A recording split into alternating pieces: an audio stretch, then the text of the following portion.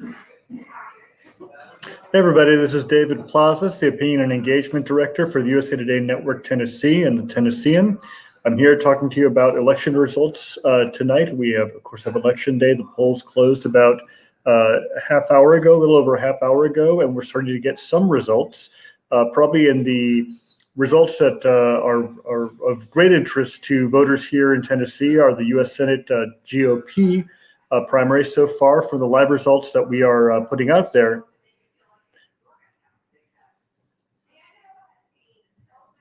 and so from here, what we're essentially seeing is the U.S. Senate race. Sorry for that pause there. I was hearing myself on the Facebook feed.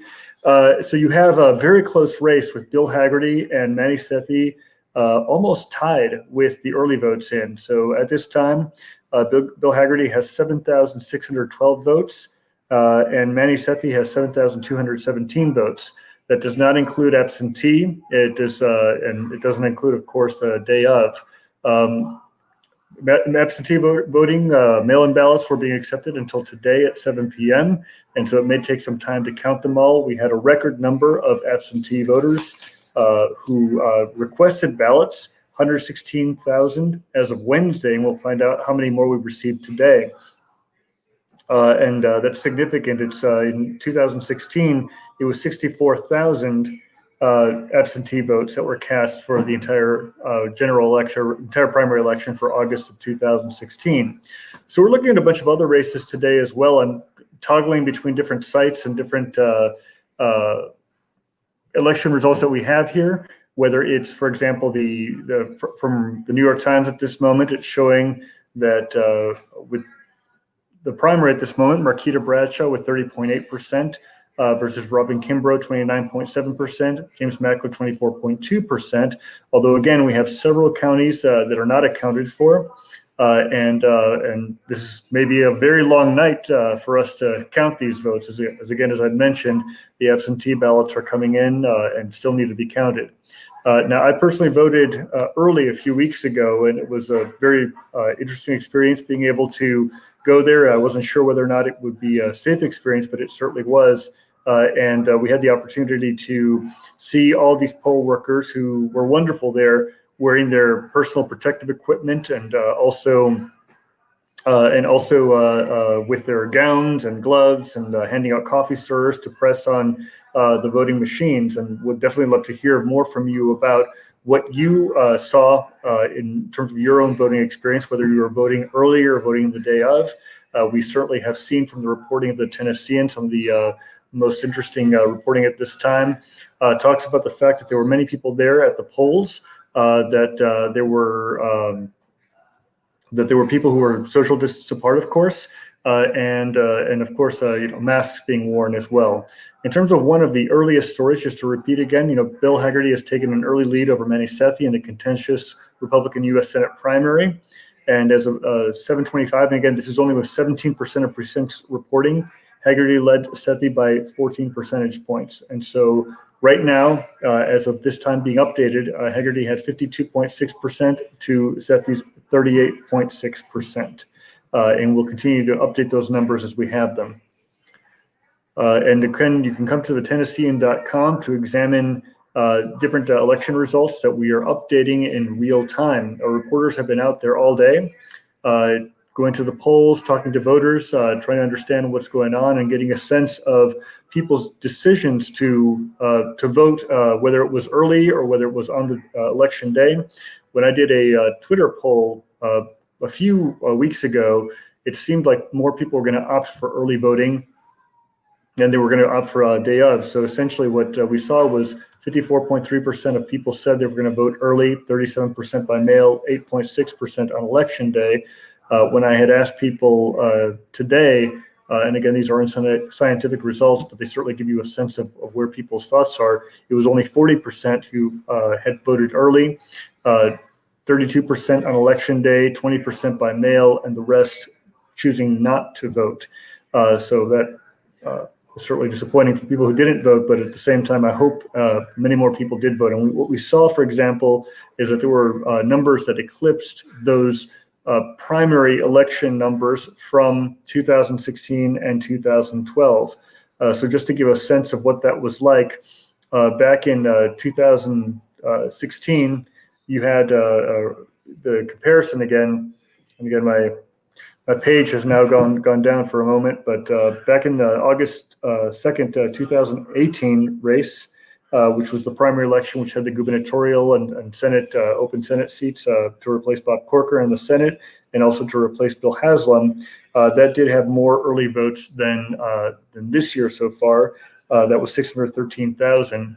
This year it was a little bit less than 600,000, but we still eclipsed those numbers from 2016 and 2012. And I'm certainly curious as to who chose to vote in what way, whether you chose to vote on the day of, or chose to vote by mail, or chose to vote early. Those are always interesting stories to hear. I've heard that people have mostly had very positive experiences as they went to the polls, getting a sense of being safe, being asked questions at the very beginning on what on the status of their health, temperature checks, and also at the same time keeping the social distance. And of course, people were very happy to get their temperatures. People were very happy to get their stamps. I didn't get the women's suffrage stamp at the time, or the sticker at the time, but I did get the traditional flag. So right now we have a couple of comments that people are making at this moment. Brian Cooper says, "Hope you all voted for me." Some people saying go Haggerty, some people say go Manny. And one person, "This is the funniest contest ever. Who's more Trumpy?" He endorsed one guy, and the other guy saying, "I stand with the guy."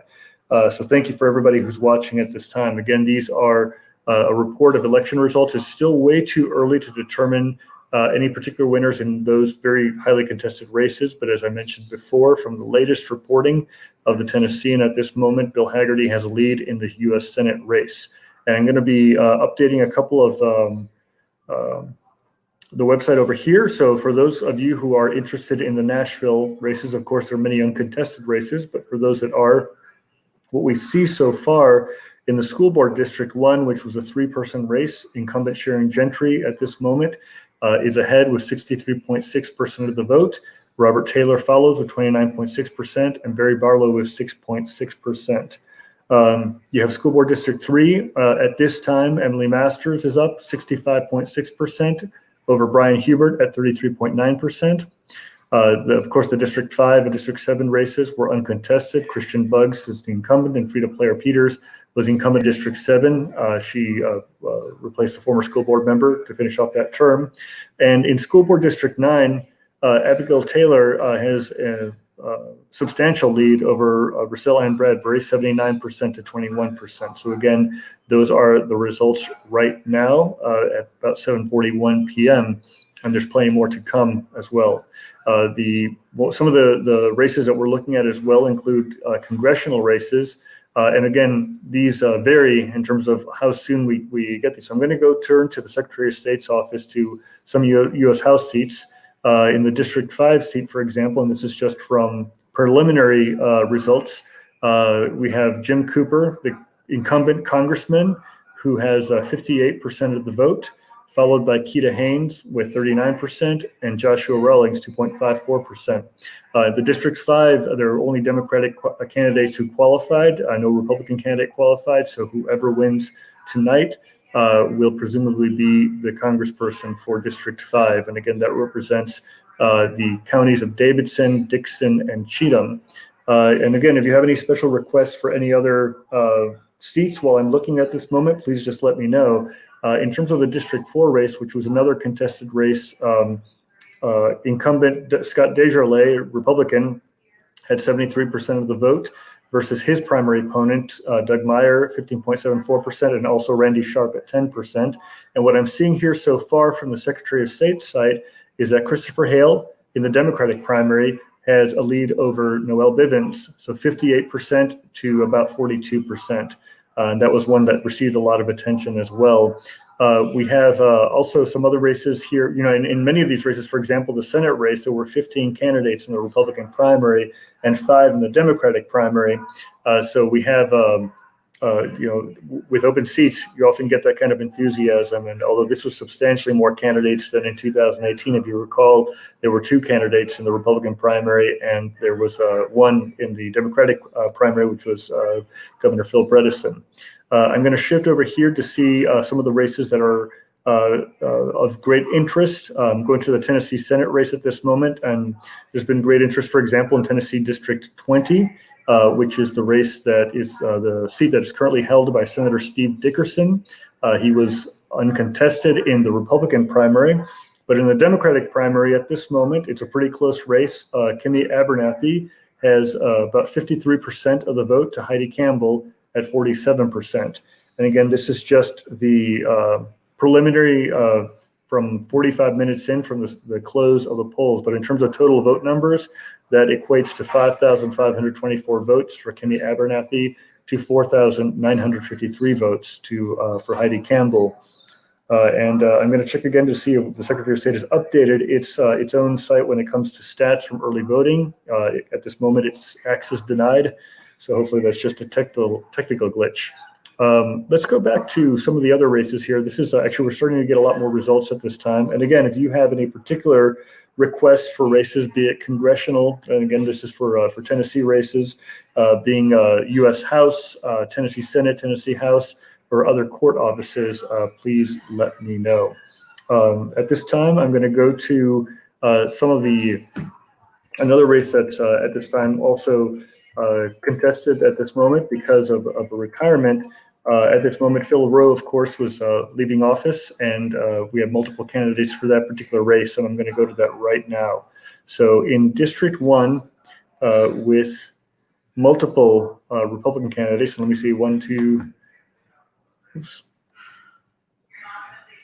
3, 4, 5, 6, 7, 8, 9, 10, 11, 12, 13, 14, 15, 16 Republican candidates. At this moment, the person who is leading is Diana Harshbarger with 20% of the vote, followed by Rusty Crowe at 16.68%. And it goes from there. Timothy Hill, Steve Darden, Josh Gapp.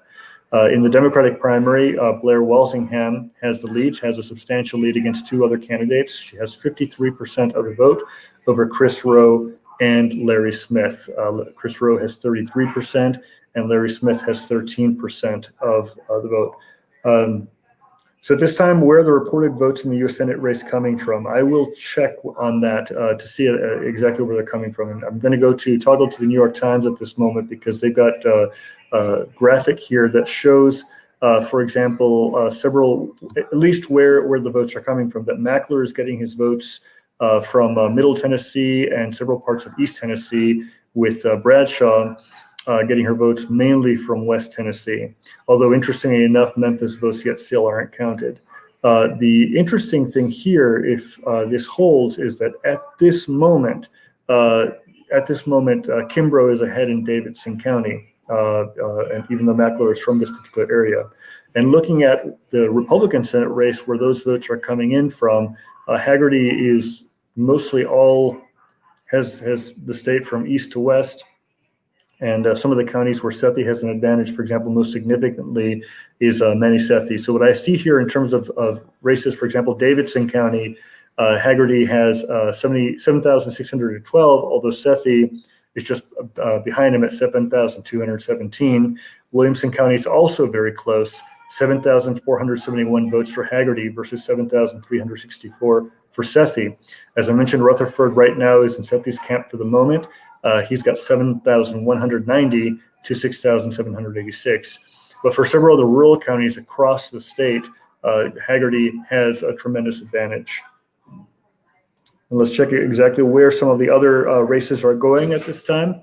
We're looking at the Secretary of State's race, and as I mentioned, this is a record year compared to other presidential years when it came to early voting, and a lot of people chose to vote early or by mail precisely because we are living through this pandemic, and there was a fear of potentially getting infected or being a vector. As you may recall, the Supreme Court of the state of Tennessee ruled this week that the judge in Nashville, Chancellor Lyle, had erred in allowing for the fear of the pandemic to be an excuse to get an absentee ballot. So while people who had that fear could vote absentee in this primary election, that won't count in the November election. With the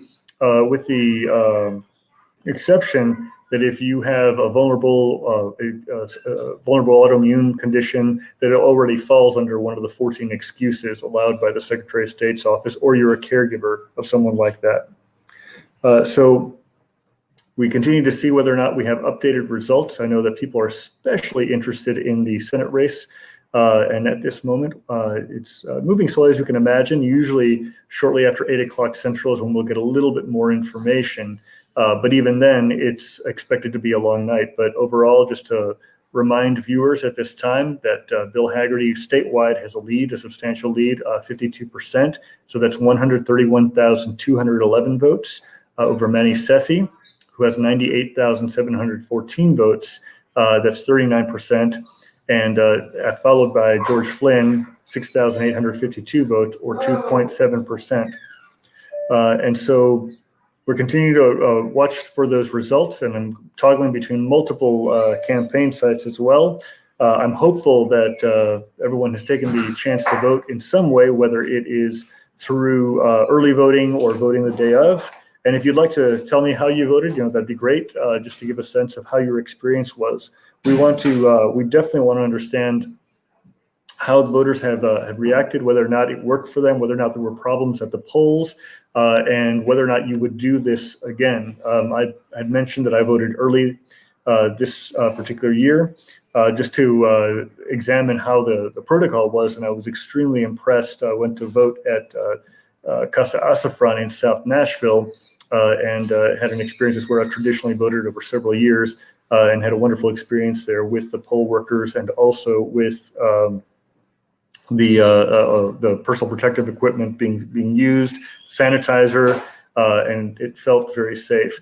The question is, what will the conditions be in November? And that's something to be seen.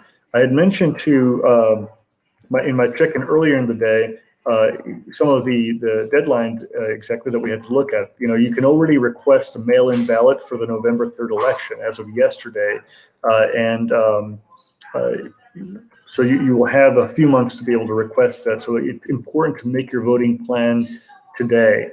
Think about, are you going to vote by mail if you can, if you qualify for one of those 14 excuses, which again, if you're 60 or over, automatically that is an excuse. You don't have to have any illness or pre-existing condition. 60 or over is a valid excuse to be able to vote absentee. And again, if you are a caregiver for someone who has an autoimmune disease or some other vulnerability, could be potentially vulnerable to COVID-19, or are in that position, you certainly qualify if you're traveling too. So here are some of the other dates to think about, even though we're still in this primary, but it's good to start thinking about November 3rd at this time. You have the voter registration deadline, of course, is October 5th. So please, if you haven't registered to vote, or please encourage other people who haven't registered to vote to do so, and they can do so online. You can go to govotetn.com. And then early voting is going to be from October 14th through October 29th, with the absentee ballot request deadline being October 27th. Being that we've had some delays with the mail, it'd be good to start planning ahead, wanting to make a decision on when you want to request that ballot and to send it as early as possible. So at this time, let's take a look to see if there's any other results coming in. Again, it's still very early in the evening, and it seems that with the interest, I may be back in a few hours with you just to talk about some of these particular results. But at this moment, we haven't seen much change. Again, at this moment, with 48% reporting of precincts in Davidson County, Robin Kimbrough has 13,170 votes versus 10,964 for Ms. Bradshaw and 7,499 for Mr. Mackler. And who's ahead in Hamilton and Rutherford counties are Marquita Bradshaw. Hamilton, of course, is Chattanooga, Rutherford being the Murfreesboro area. And this time the vote totals are slightly going up, but Bill Hagerty still maintains his lead of 52% to 39% over Manny Sethi, with not much change in the votes in Davidson, Williamson, or Rutherford. And again, if there are some other races that you have an interest in, I'll be happy to look at those. There was a lot of interest in some of these contested races. And in some cases, not so much. But for West Tennessee, people who are interested in West Tennessee at this moment, we're not getting anything from Memphis yet. So that's one thing that I've just noticed, both from the Secretary of State's site as well as the New York Times site. And let's take a look at some other races as well that may be of interest to you. In District 7, of course, is neither candidate was contested. So you have Mark Green, who is the incumbent, who is going to vie against Kiran Sripada. And let's take a look at some of the other races as well. Let's take a look at District 6. John Rose, the incumbent, unopposed. And of course, Christopher Martin Finley is going to be the Democratic candidate in November. We'll take a look at another race over here. District 2, which is Tim Burchett's seat. He was uncontested, but in terms of the House Democratic primary, Renee Hoyos has a substantial lead over opponent Chance C. Brown, 86% over 13.78%. And when we go back to the District 8, which is a West Tennessee race, David Kustoff was unopposed, but there was a contested Democratic primary, and Erica Stotts Pearson is ahead at about 45%. Afterwards, Savannah Williamson, 26%, Hollis Skinner, 17%, and Lawrence Pivnick at 10%. This is going to be the nail biter of the evening, which is the Senate race at this moment. As I mentioned, Bill Hagerty is ahead, but we still have many, many votes to count, and we're still trying to determine whether or not we will have a full counting of the absentee ballots by this evening. If the lead narrows, that'll certainly give cause to the Sethi camp to request that every single vote be counted very carefully. The last primaries in 2018, obviously Marsha Blackburn won her primary very easily, and she had a substantive lead in the 2018 election to win U.S. Senator. In this particular race, I think many of you are aware already that Lamar Alexander, the senator who has served 3 terms, is retiring this year, which is what caused this open seat. And obviously Bill Hagerty, the former ambassador to Japan, former economic development commissioner for Governor Bill Haslam, is leading at this moment against Dr. Manny Sethi, who is a trauma surgeon at Vanderbilt, currently on leave. I'd certainly be curious to put the question out there for you all to see what your impressions are of the ads. Are those ads working for you? I mean, what's your impression of whether it's Ambassador Hagerty's ad or Dr. Sethi's ad, whether they had an influence in how you perceive the candidates or how you voted in particular? I know it's definitely been a lot of, in some cases, some of the attacks, whether by other independent groups, have been pretty harsh, and the two candidates were attacking each other toward the very end. Well, I'll be with you for just another 5 minutes, but we'll do one more round here, looking at particular votes in just a moment. But again, if you have any particular questions, please let me know, and I'll do my best to answer those. I appreciate those of you who are watching at this time. So let's go back here to the House races. And again, with District 1 to replace Congressman Rowe, Diana Harshbarger has the lead at this moment, but it's only 20% of the vote in a field of more than a dozen candidates. Blair Walsingham is in a 3-person race for the Democratic primary in District 1. Again, that's East Tennessee, 52% of the race at this moment, 52% of the vote at this moment. We have in the District 2 race, of course, it's going to be Tim Burchett, and likely against Renee Hoyos. She's right now ahead by 85%. So that will likely stand, but we'll keep you updated should anything change. In District 3, Chuck Fleischman is going to be vying against, who's the incumbent, against Meg Gorman in the November election.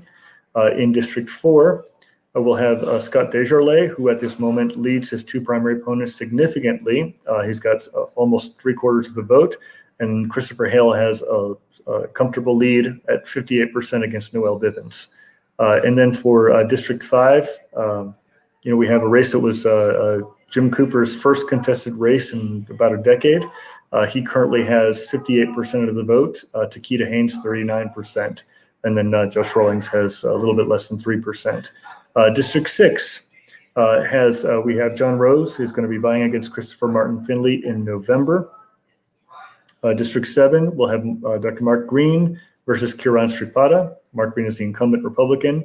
And District 8, as I mentioned, Charlie Kustoff and who's leading is Erica Stotts Pearson. She has 44% of the vote, or almost 45% of the vote, and followed by Savannah Williamson with about 26% of the vote. And then District 9, we don't have any results for at this time. The Memphis results, Shelby County results have not come in. And we're going to see what else has changed over here in terms of the U.S. Senate race against Manny Sethi and Bill Hagerty as the lead candidates among a 15-person field. So Ambassador Hagerty still has a substantial lead. It's 51.3% and Manny Sethi 39.9%. But again, multiple counties are still not reporting, including Shelby County, which is our largest county here in the state. And again, we only have certain precincts with Davidson County, only 39% of the vote being recorded. And it's a nail biter there, 7,612 for Hagerty to 7,217 for Sethi. Williamson's, what's reporting is 44%, 7,471 votes for Hagerty versus 7,364 for Sethi.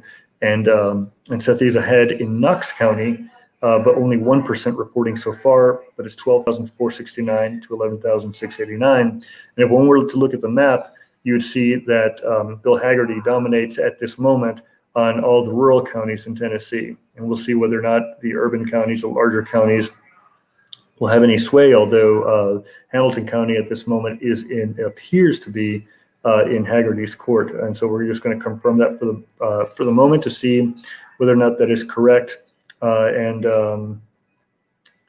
it appears to be so. So Hamilton has 7,037 votes for Hagerty to 6,865 for Sethi, but only 1% of the precincts, so 1% of the votes are actually counted. So I will try to be back with you in a few hours, and hopefully we'll have a lot more clarity. Thank you so much for your time. And again, if you have any questions, feel free to leave them here, or you can email me at dplazas@tennessean.com. I appreciate you. Keep up with the Tennessean.com's coverage. We'll have results for you all night, as well as analysis and also editorials or columns by me and by Alex Hubbard. Thank you.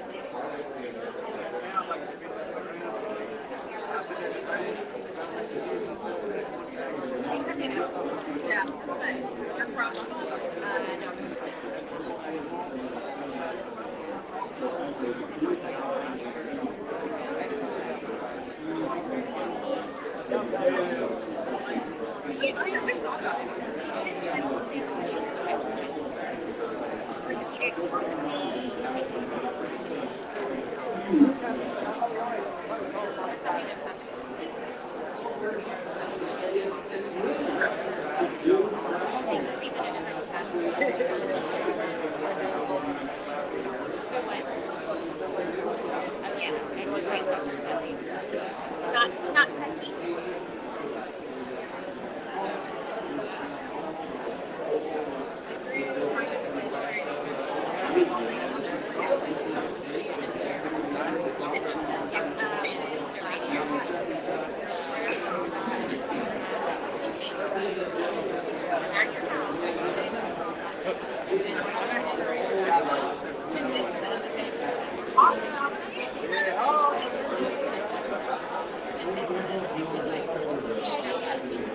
What's his name? Oh, I'm in his friend, right? And we were like, and you have a band, yeah.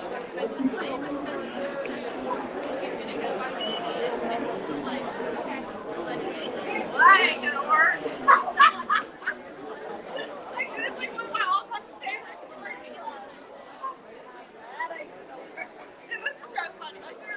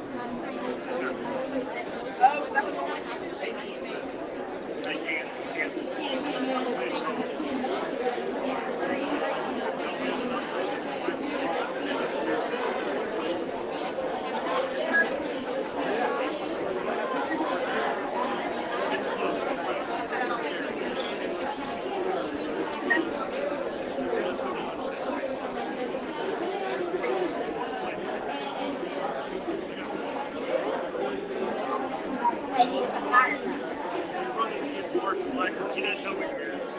You didn't know it.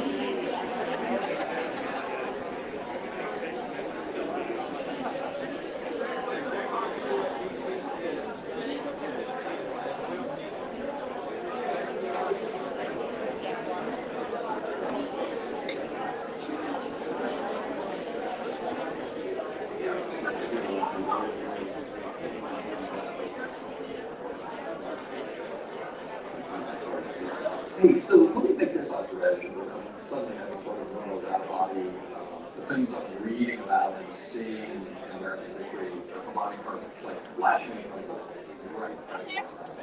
We're saying that far right wing Republicans are radio right now. Yeah, no, I know. I'm new to the area, so I think I know No, Democrats. We're seeing that. I mean, we're seeing them lose a lot. They're both All lost. right. You think So you're good at everyone?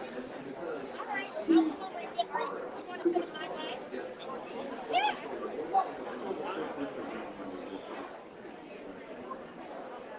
She has crested 40%. So she's at 41% in June.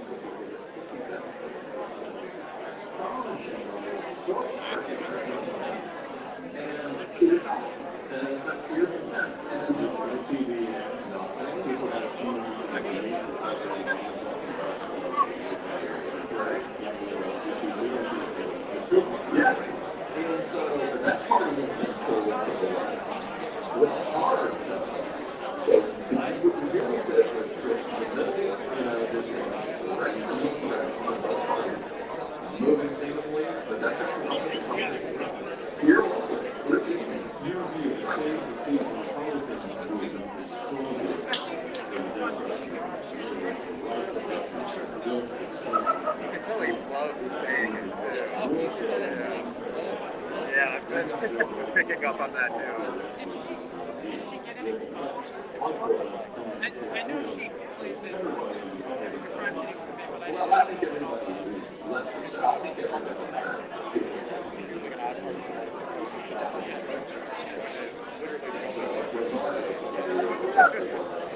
I think you're going to get but what I am saying is that if you take a progressive and you want to run against the body, in all likelihood, a progressive has a greater chance than you did 4 years ago. I mean, it's the second progressive nation that we're seeing right now in Davis. Here today, there's completely shocking.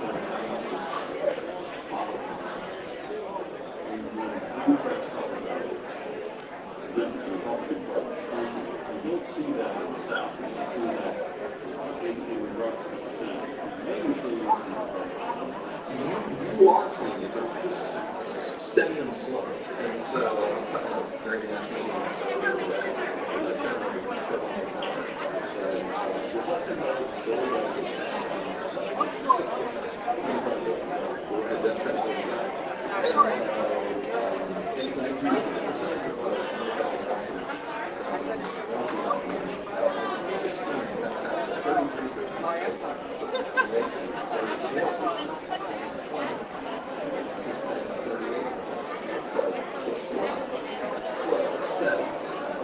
still, to be below 40%.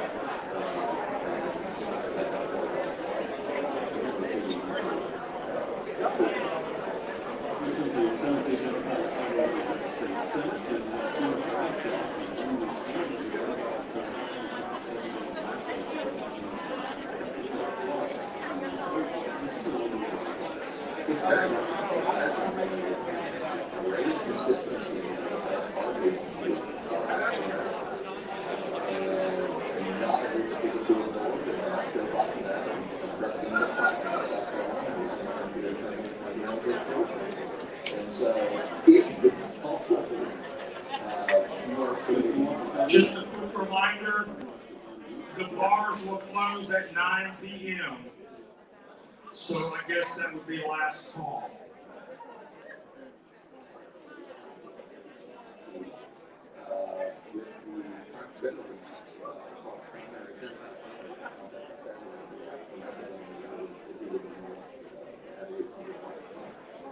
But still, it's a public mistake. It's going to be a big steep climb. Yeah, right. What will be exciting, she will be more likely to focus on a progressive, articulating that progressive message to the peers of the center. And you'll be there and protest and in the streets.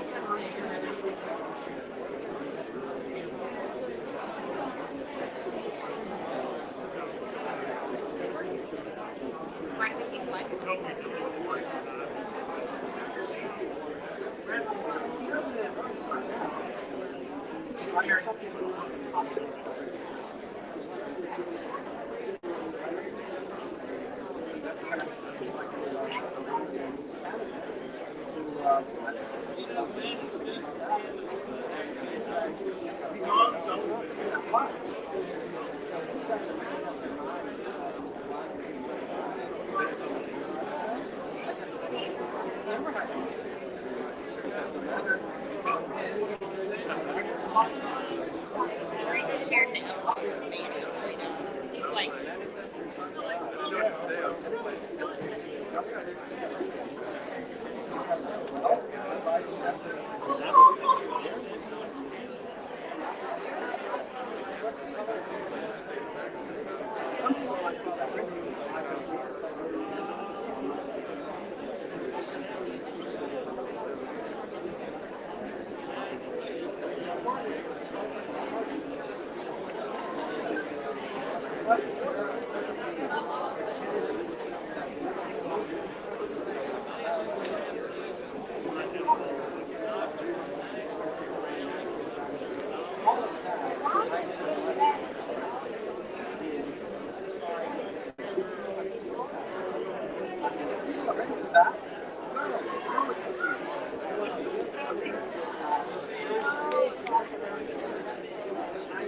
So does that mean anyone is on?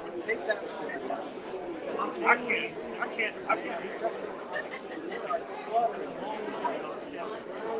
18 elevated.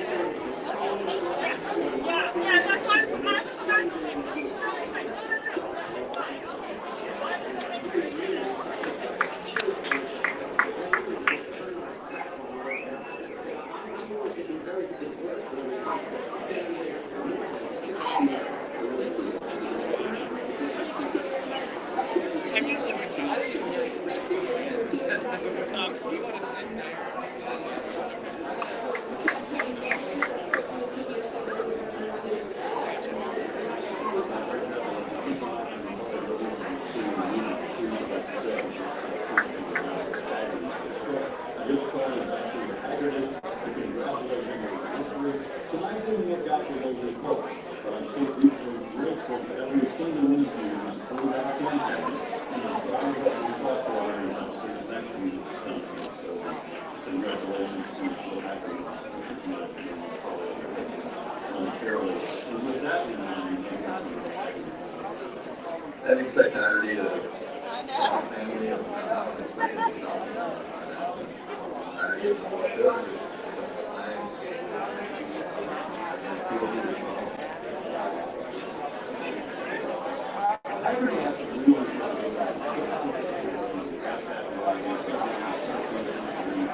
accepting the use of that channel.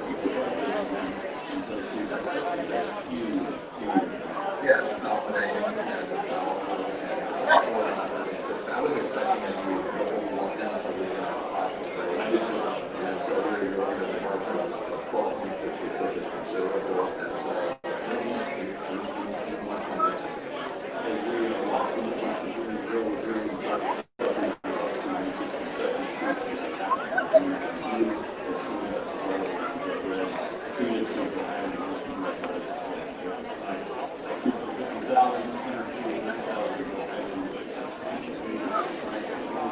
and it says a lot about his campaign.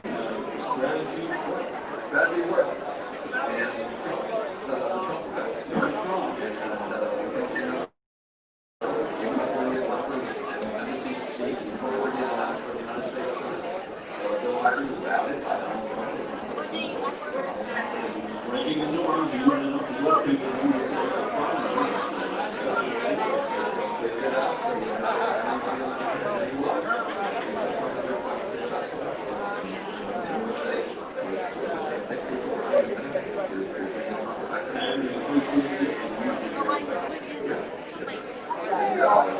And look, Manny Sethi was moving the game at as many topics and connections to in front of him, although he was successful. By the team, It has to be very good.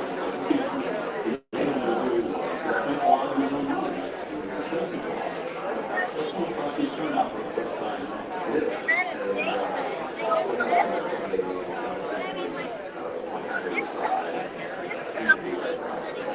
Is this still the establishment of your expenses I don't know what the establishment is, and I think the establishment is functional. And what comes out of it, and I think that again, there was no ideology, there was no, it doesn't matter. it really didn't matter. There was no network to speak of that necessarily trumped everything else. It was all about and when that came in, That Trump supported him is going to see the closure and strong for talking about earlier. And so the president was doing something, the president was doing something. It doesn't necessarily work that way for everyone. But in those deep red states, absolutely Alabama and then the other deep south states, of which we appear to be one. there are some deep south states that on the cusp of because of transformation of population, Georgia, North Carolina, Texas, not being a swing state, but certainly some inroads. Tennessee is not there. Mississippi is not there. California is not there yet. Louisiana is not there. No, Louisiana's weird. Louisiana has a Democratic governor, and South Carolina is weird too because Lindsey Graham is running the state. And it's fine. Yeah, because but no, we are here from Mississippi, Tennessee, Alabama, skip forward to Arkansas, that's Missouri.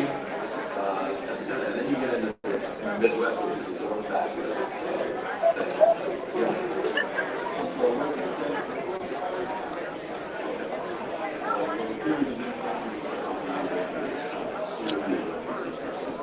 Ladies and gentlemen, can I have your attention, please? With great pleasure, please welcome Dr. Manny Sethi.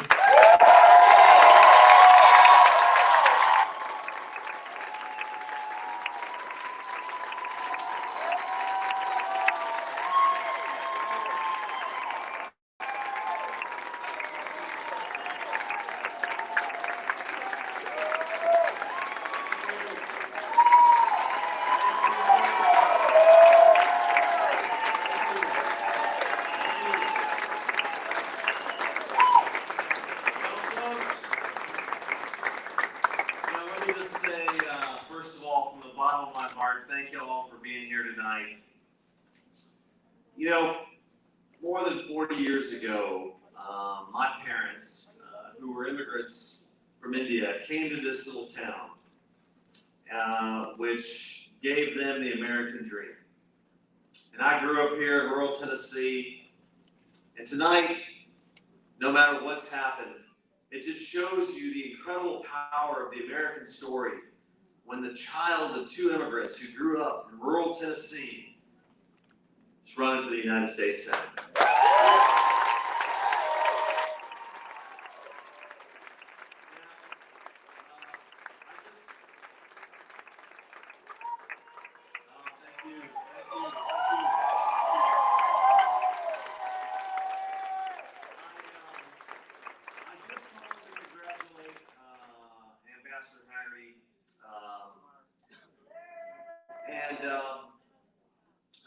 The race is done now, but look, the conservative movement moves forward. I need each and every one of you today to continue the fight, to help the party. This fight's not over. I want to just very, very quickly thank my mom, who has just been such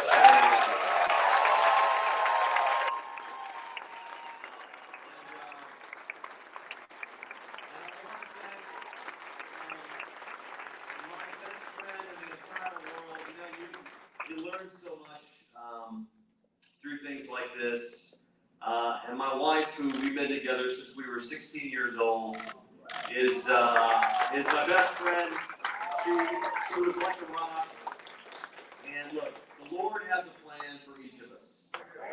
And you gotta walk in faith. And what we did this campaign was we took the high road We didn't make attacks. We didn't do any of that.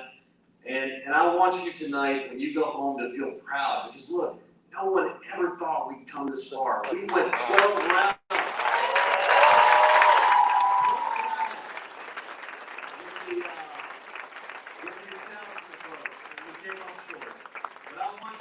This. I love all of you. I am so grateful to you. And we will continue this fight. God bless you. Thank you so much.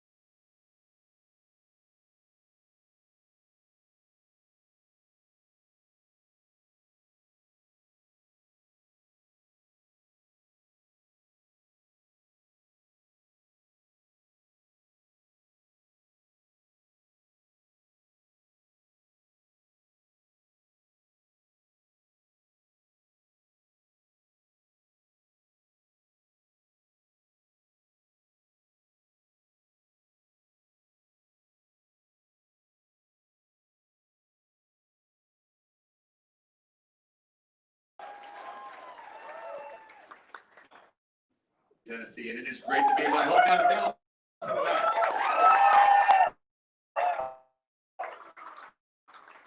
have so many people to thank, but I've got to start with my father and with Chrissy's father. They're both smiling tonight from heaven. My mother-in-law, Terry, my mom, Ruth, they're both home safe, watching on TV, and they're very, very pleased with what's happening tonight, too. My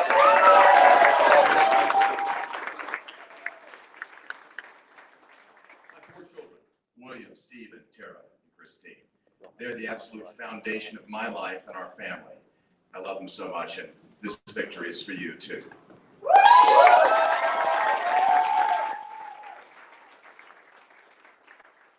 My wife, Chrissy. Imagine loving anybody more. She together, we're on this path.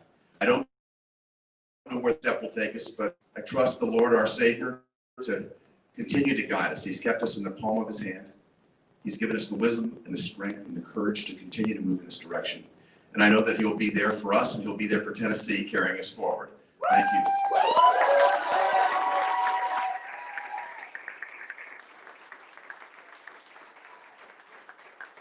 And the great Republican voters of Tennessee. I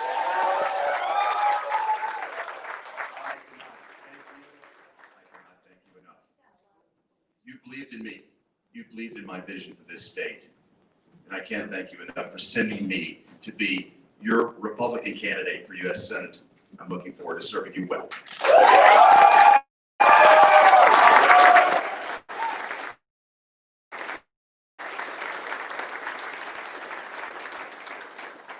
have a very special person to thank. I just got off the phone with him backstage. That's President Donald Trump.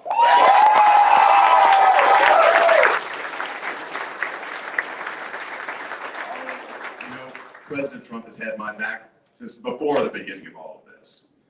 His leadership, the direction that he set our nation on, making America number one on the world stage again, bringing our economy back to the best that it's ever been, and making certain that our allies respect us. And I look forward to helping you continue moving forward and to see another 4 years of President Trump leading this nation.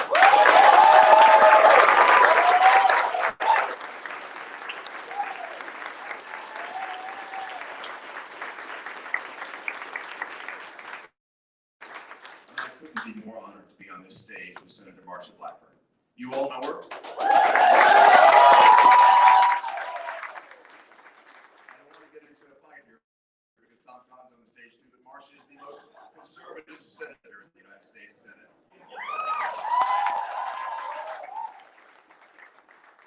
She's the most beloved senator here in Tennessee, the most beloved person, I think, on this stage. And I look forward to serving alongside her. I appreciate her support. We've got a lot to do, but I can't imagine a stronger fighter for the state of Tennessee than Marsha Blackburn. It's my honor to serve.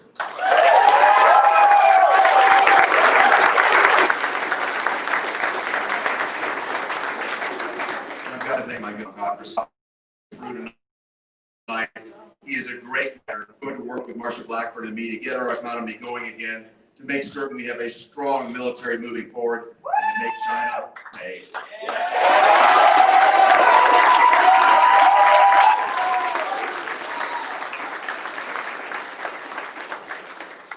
Congressman Chuck Fleischman, he's been just an enormous help. He does a tremendous job. There's no congressman that works harder than Chuck. He represents his district so well. He's been such a great asset and ally to me. Thank you, Chuck. Thank you.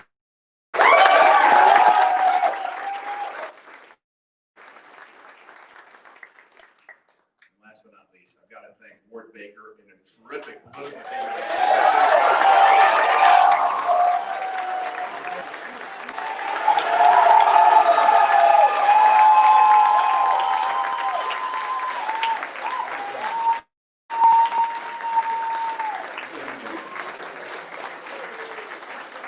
I want to thank our finance chairman, Steve Smith. I want to thank Ken Kagi, who's run finance for us. That's a terrific team. And together, they've helped propel us to a terrific victory tonight. Thank you all. And most important, I want to thank the volunteers, the interns that have brought us here.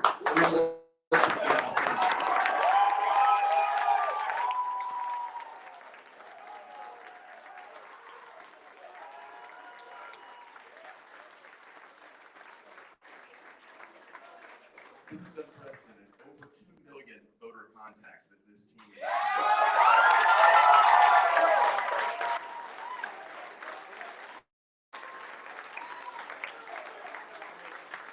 I thank you, your families, your parents, your siblings, all the support network that has made this possible.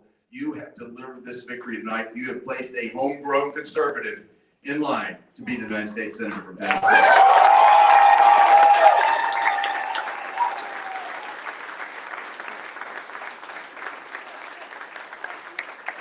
Speaking of homegrown, there's nothing more wonderful than to be right here in my hometown, just next door, in the building next door. My grandfather and father worked out of that building, just down the road. My children were baptized the same place I was baptized. This is where I learned my conservative Tennessee values, right here where we are tonight. This is where I learned how to fight, the grit and the strength to stand up to the socialist Democrats that we're going to have to fight hard against when we get up here. And this is where I draw my strength. Think about it. This is the strength that everybody needs, and I could not be more fortunate to be from right here in Sumner County, Gallatin, Tennessee. Thank you all for being my hometown.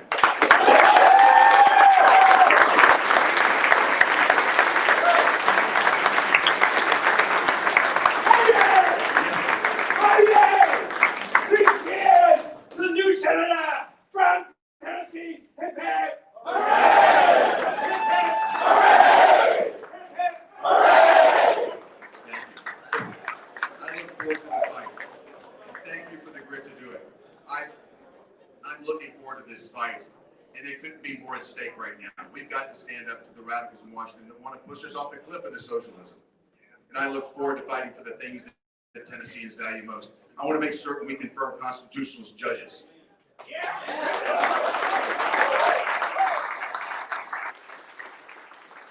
you know I'll stand for the Second Amendment. Together, we brought Beretta right here to Gallatin, Tennessee.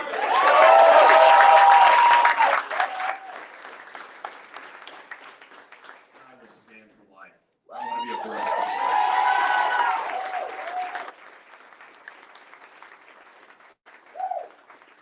And I will stand with our law enforcement officers.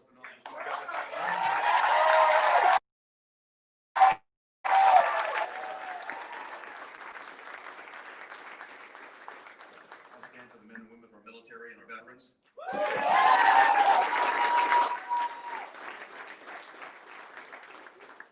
Stand for Israel. And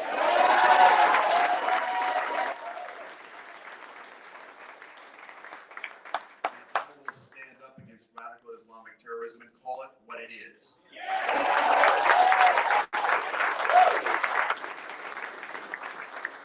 And with this team right here, I look forward to standing up to China.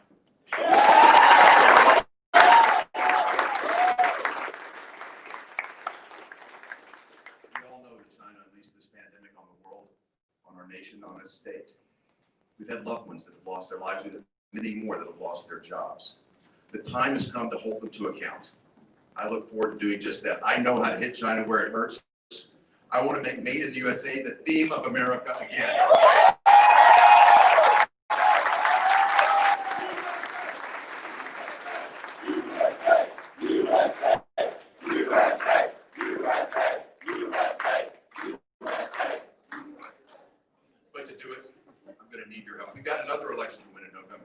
It's not just my election here to become your next United States Senator. We have to send Donald Trump back to the White House for 4 more years.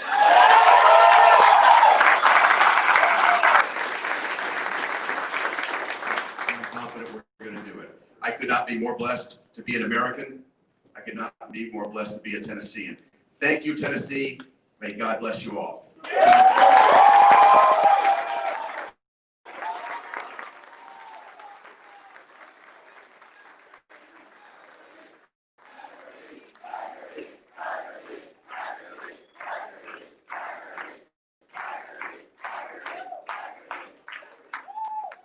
All right, guys, that's it for festivities here this evening. Y'all give it one.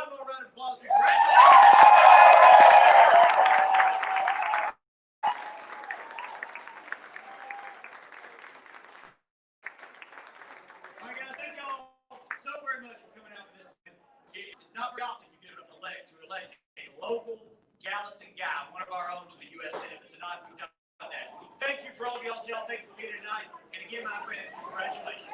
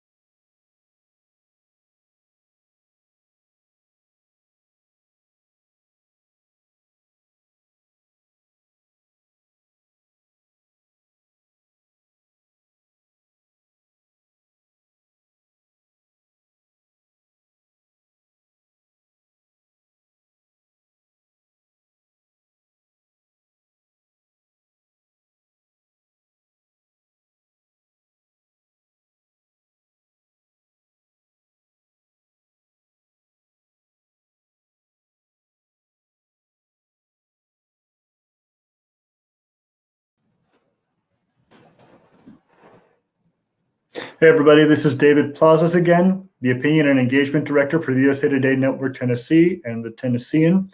I'm reporting back to you this evening. The results certainly came back much sooner than I expected them to come in. The Associated Press called the races, the primary races already for the Senate contest, which is the one that was most looked at. Bill Hagerty, the former ambassador to Japan for the Trump administration, won his race with about 50% of the vote. And Marquita Bradshaw, the Democrat in a 5-person race, she won. She is from Memphis, and she won her race. So at this time, the numbers that I have at this moment are for the Democratic primary. Ms. Bradshaw won 36.4%, over 100,000 votes against Robin Kimbrough, and followed by James Mackler.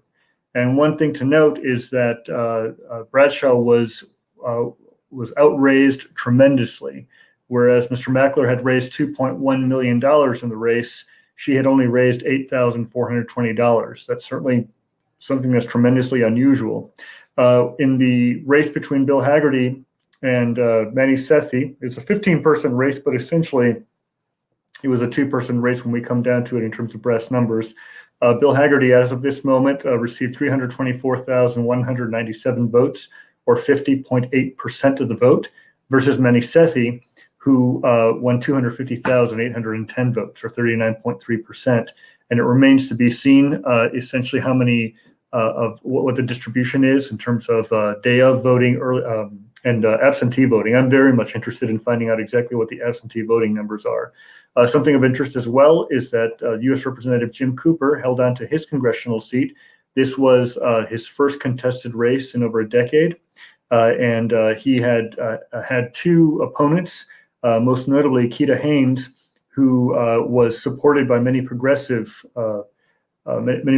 who supported her. And that race at this moment, we're going to go to the Secretary of State's website just to check out how essentially what the results are over there. And this was an interesting race. I had the opportunity to converse with all 3 candidates in that race: Jim Cooper, the incumbent, Keita Haynes, and also Josh Rawlings for the Tennessee Voices podcast. It's pretty clear that Jim Cooper took this very seriously because he had ads on, and his most recent ads were about President Barack Obama, speaking very highly of him. So the number I have at this moment from the Secretary of State are that Jim Cooper had 34,483 votes, or about 53%, to Keita Haynes, 28,164, about 43.69%, and then Josh Rawlings with 2%. So that's still pretty significant. And I think one of the things that was worrisome, and especially to many incumbents, you've seen change in Missouri, where a progressive candidate took over a longtime Democrat, and the same thing has happened in New York, both this cycle and also in 2018. And the question was, could this happen in the South?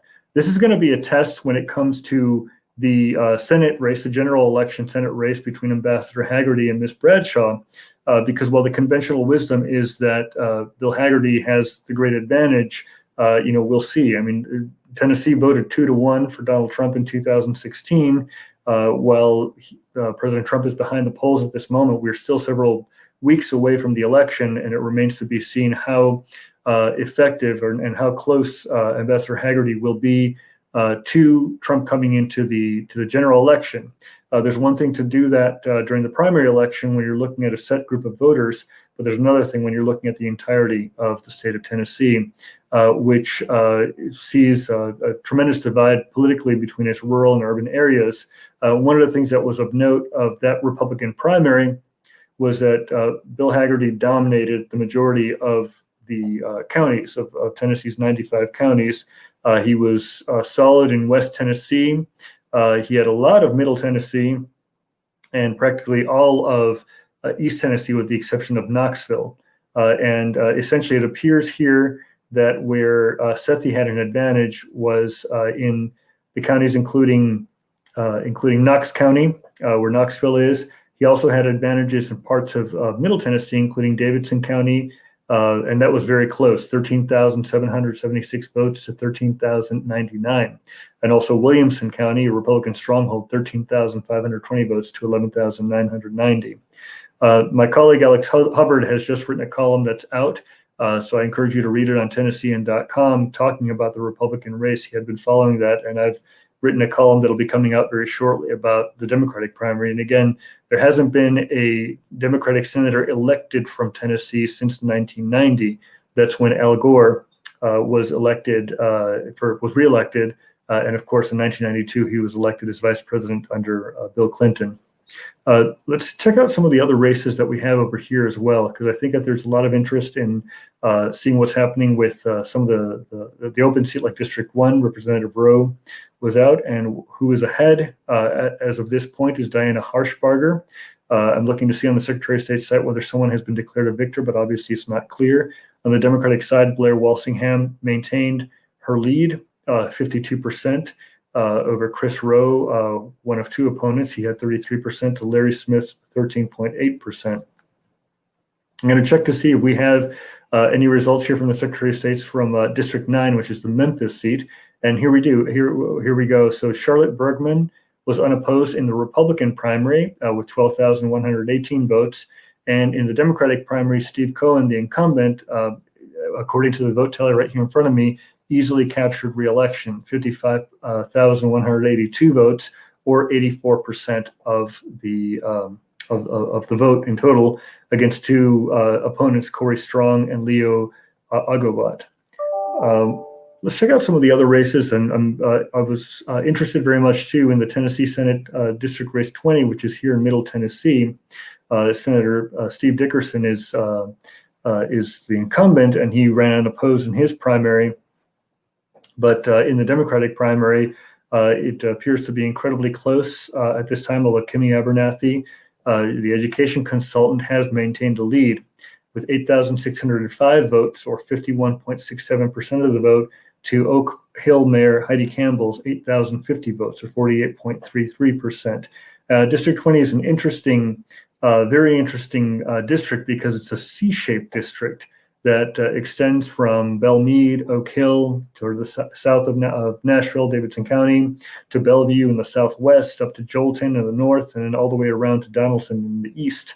And that makes for a very diverse group of communities that are connected in one Senate district. And Steve Dickerson, of course, is the only Republican legislator who lives in Davidson County.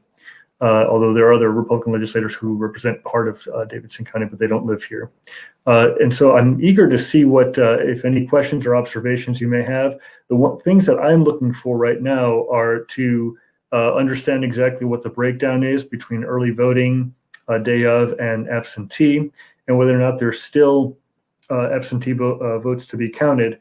I'm following Tennessean.com very closely with any updates. As I've mentioned in earlier broadcasts, the Tennessean had reported that there were voting lines, there were healthy lines, and there were also social distancing, masks. So this became an unusual election because of the pandemic, and we'll see how that goes coming into the November election.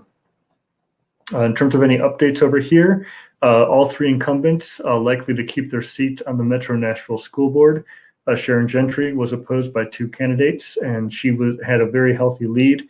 And Christian Buggs from District 5 was unopposed. Frida Player was unopposed as well. And we have, in terms of other election results over here, I'll click on over here to make sure that we have the most relevant information possible at this time. So at this moment, what I'm getting from the Tennessean.com, of course, is the continued count from the Senate race. I'd mentioned Bill Hagerty has been declared the winner by the Associated Press, and Marquita Bradshaw for the Democratic primary as well. And in other news as well, we have, at this moment, I'm going to go to another race as well. So let's take a look at District 4, which of course Scott Desjardins easily won his Republican primary, and Christopher Hale, who had campaigned heavily, newsletters heavily, he easily has won his primary in the Democratic Party, 58.92%, to Noel Bivens, 41.08% as well. One of the interesting things about this election has been how negative essentially the ads were when it came to the Republican primary, because toward the end you may have seen the ubiquitous television commercials between Ambassador Haggerty and also Dr. Sethi. So let me double check here some of the comments that we've had. And so in terms of some of the comments over here regarding, I see a lot of conversation, whether it's these are some of the older comments, of course, about who is the Trumpier Trumper. So essentially, Ambassador Bill Haggerty was endorsed by President Donald Trump. It was something that the ambassador touted throughout the election, although Dr. Manny Sethi also spoke about his support for President Trump's agenda. One of the interesting things that I've observed and that my column will address is the differences between Bill Haggerty and Marquita Bradshaw. And they're pretty immense. You know, on the one hand, he's a white male, she's a black female, but ideologically, they couldn't be further apart. She supports Medicare for all. She supports the Green New Deal. She supports DACA, universal background checks for guns, and obviously, Ambassador Haggerty has a far different view of that and a more pro-Trump view. So these are things that are opposed by the Trump administration. So if this becomes a true race, and as I've mentioned, you know, she was outspent significantly by 24,000% in her primary race, 24,000%. She raised just a little over $8,000 to $2.1 million that was raised by James Mackler. And so that's extremely significant as well.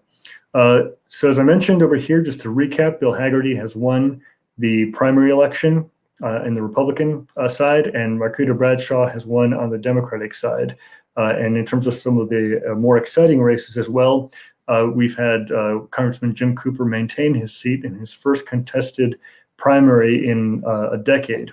What I had written about, and which is going to be coming out very soon, has to do with, you know, the history of Tennessee becoming redder and redder in its politics when it comes to electing U.S. senators. Now, these Republican senators have all been very different. You can imagine, I mentioned that Al Gore was the last Democrat to be elected as a U.S. senator, and that was back in 1990 as a Democrat. And back in 1994, you had two elections. You had the election, the seat, Jim Sasser, the incumbent, he lost to Senator Bill Frist. And then you had an open seat because of Al Gore became vice president, and Fred Thompson, who was the actor attorney, beat Jim Cooper, who just won re-election tonight. And that maintained that Republican dominance of both seats for years. And if you can imagine this, that there was about 100-year period in Tennessee history where there were only Democrats who served as U.S. senators. And that was from about 1871 to 1966, when Howard Baker was elected as a Republican to the U.S. Senate. And interestingly, even though the Tennessean historically had endorsed Democratic candidates, the Tennessean endorsed Howard Baker back in 1966. And he served for a few decades before becoming, after becoming majority leader, he became chief of staff to President Ronald Reagan. Some of the things that I've seen when I've been looking at Tennessee history, those interesting trends have been about ideology. And in many ways, you know, while there have been some similarities, one of the things that has been often said about Tennessee politics is it tends to be moderate. Not so much in the last couple of years. You know, we saw in 2018, Senator Marsha Blackburn, then a congresswoman, was running far right, very pro Donald Trump against Governor Phil Bredesen, a moderate Democratic politician who had been very popular, but she won by about 10 percentage points. And now with Bill Haggerty, who's aligned himself with the Trump party, has called protesters an angry liberal mob. I mean, in terms of the rhetoric, this may just be political rhetoric, but it also helps define the current zeitgeist, in his opinion. One of the things when it comes to this, there's a lot of conversation about the era of Howard Baker and whether or not that has been over. And Howard Baker, of course, not only was a U.S. senator and a chief of staff, he was also ambassador to Japan, much like Bill Haggerty, but at the same time, he was seen as a conciliator. At the same time, back in the early 70s, he was very much a supporter of President Nixon before he famously said, "What did the president know and when did he know it?" During the Watergate hearings. And so when we look at just the history of Tennessee senators, I'd mentioned Thompson and Frist. Then comes 2002, and former Governor Lamar Alexander, who had been a presidential candidate, had been president of the University of Tennessee, had been education secretary, was elected senator. And just 4 years later, Senator Bob Corker won his seat. He had been the mayor of Chattanooga. And that was an interesting race. It was extremely close. He eked it out by just 50,000 votes over Harold Ford Jr., who was a congressman, an African-American congressman from Memphis. And one thing to note is I've been looking at the history of senators. It's been a long, long, long time since someone from West Tennessee has been elected senator from Tennessee. Typically especially over these last 2 decades, you had people from East Tennessee dominate that for some time. Then in 2018, Marsha Blackburn was elected. She is from Williamson County, or she lives in Williamson County. And this makes for, figuring out what's 2020 going to look like, even if even if Ambassador Hagerty does win, as at this moment he has the great advantage. He received 3 times as many votes as Ms. Bradshaw did in her primary. And so that may be an indicator just of partisan interest. We'll see how that translates when it comes to the November 3rd general election. One of the things, too, I encourage people to do is to ensure that they are registered to vote, so that if you are not registered to vote, that deadline is Monday, October 5th to vote in the November 3rd election. So please register to vote if you haven't already. And if you're interested in getting an absentee ballot, you could start getting those as of yesterday, and the deadline to request one is October 27th. But remember, mail is slower than usual during this time of the pandemic and for other reasons as well. So it's important to make an election plan now as we're looking ahead. The Tennessee Supreme Court ruled this week that a Nashville judge erred in allowing people to use the fear of COVID-19 to request a mail-in ballot and send it in. And while the Supreme Court acknowledges that there are certain people who may be susceptible to illness, they may have a pre-existing condition or some vulnerability, that they and their caretakers can request an absentee ballot based upon the existing 14 excuses that Tennessee allows at this time. So that's why it's especially important now to decide whether or not you are able to and want to vote by mail-in ballot, whether to plan to go and vote early or whether to vote on election day. My strategy has been to vote early for the last several years, partially because election day tends to be incredibly busy for me as a journalist, but also because lines tend to be shorter, especially early on. And there's a generous 14-day period of early voting here. At the same time, there's also been a lot of criticism about Tennessee's voting laws in comparison to other states. We don't allow same-day registration. There's no automatic mail-in voting. If you have not voted before at the polling place or have not shown your ID at the Elections Commission, you have to vote before being allowed to cast an absentee ballot. So that may affect a lot of people who are college students. For example, you have to have a certain type of ID, whether it's a driver's license, although you could use your concealed weapons license here in Tennessee, but not your college ID if you want to vote on a particular day.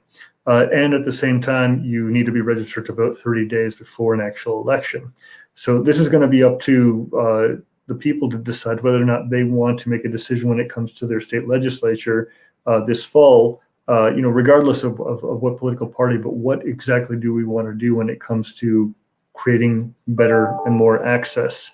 I had over the spring encouraged people to do a little bit of civil disobedience and request an absentee ballot even before the judge's order, because the pandemic is very real. And one thing I was very glad about when I went to early vote was the fact that people were wearing masks. We were asked questions about our health, and the poll workers were wearing face shields, masks, gowns, and gloves. And there was an environment that had plenty of space to be able to vote safely. And my hope is that come November, given that it's a hotly contested presidential year, that people will make plans so that they're not stuck in line for hours at a time. Remember back when I still lived in Florida in 2012, there were some lines that went for 6 hours. And that was the race famously between President Barack Obama and Mitt Romney, now the senator from Utah, who became an election issue in the 2020 Senate Republican primary, with Mitt Romney with Bill Hagerty shying away from his friend Mitt Romney, and Manny Sethi essentially trying to tie Mitt Romney to Hagerty. That obviously didn't work, as Bill Hagerty very comfortably won his primary tonight.